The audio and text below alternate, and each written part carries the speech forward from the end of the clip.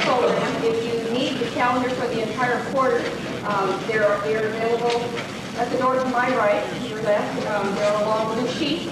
There's also a smaller pink double-folded paper there that has all the activities that are taking place on the campus during this quarter, including the film series and foothills riders, as well as shooting. We might find that as well. We'd love to have you here, so we want to be sure that you know what it is that's happening. Today we're very, very pleased to have a world-renowned photographer with us. What is it? Pictures speak 1,000 words, and so you can make a lot of implications from them.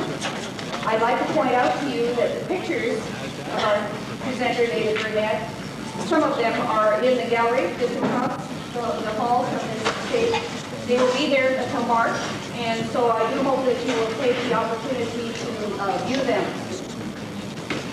As a former history instructor, I look at them with great enthusiasm because I thought, aha, this is what happened here, and this is what happened there, and this is what happened here. I was also interested, as you saw in his biography, that David Burnett has his BA in political science. So I thought, aha, now he wants to take pictures of all of these good things, and that's good as well. I can't begin to describe to you the numbers of people and places and things that he has photographed. I will let him and his photographs speak for themselves. We are very privileged, and thank Rich Briscoe and also the Associated Student Body, the Peninsula College Foundation, for bringing David Burnett to our stage. Thank you.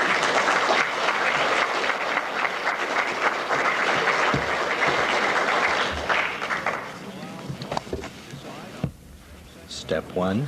Hello, audio. Okay. Good.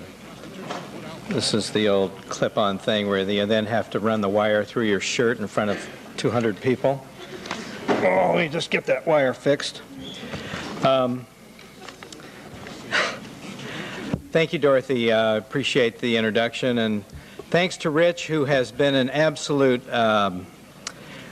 with mad dog determination to make this happen. I really appreciate it. I love the idea of anything called Studium Generale. I love the name of it, and I really like the idea that you just have something like this at school, and that at noon you can just show up. And years ago, when I was attempting to master political science, which I never really did, it would have been fun to have something like this with people coming from the outside world and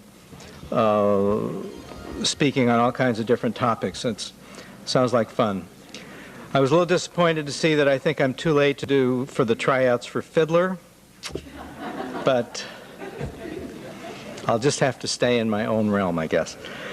I've been out of college for about, let's see, I'm pushing 40 years, and one of these things where I kind of feel like people that can say that ought to look like Mickey Rooney's parents in all those 1938 movies.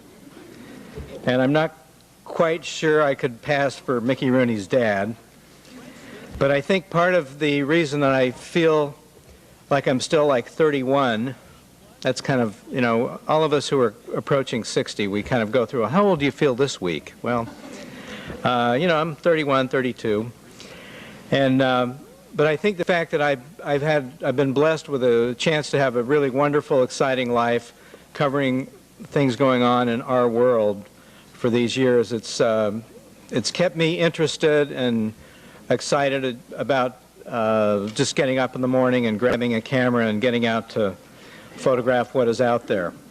I started taking pictures in high school for the yearbook, and in college immediately saw myself as a great sports photojournalist, and I was taking pictures of hockey players and selling them to the players for $2 a piece, and going to the drag races, and it was a great way, just like flash your press card. I had a little press card from the National Hot Rod Association. I don't think anybody here can top that, can you?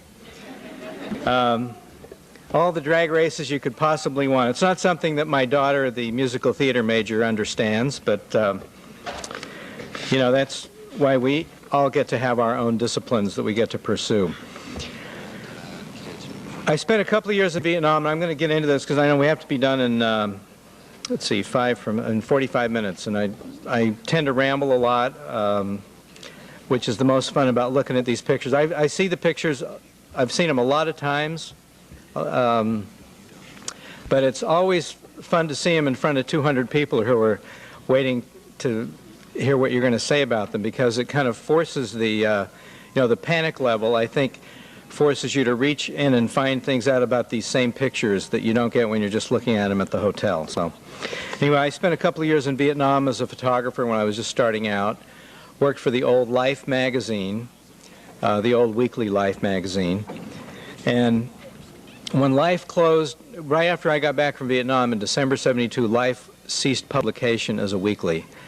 And it was the cries of, oh my God, photojournalism is dead, photojournalism is dead. And it probably was for about 2 weeks. But in all these ways, and with outlets and venues that we didn't even know about at the time, photojournalism was really alive and well. As it is today, not necessarily in the same ways, but now you see stuff on the internet and other new information delivery system ways that didn't even exist in anybody's imagination except possibly Arthur C. Clarke 35 years ago. So I joined Gamma, a French photo agency, for a while, did that for a couple of years, and then 30 years ago next week, thank you, 30 years, my partner and I, Robert Pledge, started Contact Press Images in New York City, so that when my pictures go in a magazine, it'll say David Burnett / Contact. And we're actually one of the few agencies that's been around anything like 30 years that has not been bought up by one of the big Corbis or Getty or any of the other big agencies. And trying to make it as an independent voice in this world is not easy. It's a nickel and dime business at which at the same time people expect on a phone call or a handshake that you'll pick up and go around the world and do great things. But when it comes to sending the bill, it's always a bit of an issue. Our world has changed. Television, and I'm just going to like lay it right out. This is the part where my wife usually says, honey, you're yelling at the television again. But I really feel that what television and the push for numbers in the news business at the networks and the cable networks has caused news gathering to go from a serious concern, and with Rich this morning we were talking about Edward R. Murrow, who is from these parts, and who was a great hero of mine growing up, and somebody who, even though he was doing radio, was really an inspiration to me as a journalist. And when I see what's happened with the push to cover celebrity, red carpet, red velvet rope stories or journalism, and that serious work gets pushed out because that's just not what people want to hear about, it really has ticked me off. Serious stories are very hard to place just about anywhere now, and to the extent that you can have somebody like an Anderson Cooper going to the tsunami or to New Orleans, when you see what television does, it's still about them. It's about the TV people. It's about the correspondent. You know, when I go there, I mean, it maybe has my name on it when it gets published, but nobody gives a damn about me. They want to see the picture, and the pictures, in the end, are what people react to. So I kind of hate what TV's done. There's not much I can do about it except to keep trying to take good pictures and hope that somewhere along the way there'll be a few people who agree that those pictures are worthy of publishing, and at the same time we're trying to find new ways to get those pictures out. So I'm going to try and get going in here because we're going to do the... Okay, it's amazing that this stuff works, isn't it? I mean, I got to tell you. Cut to black.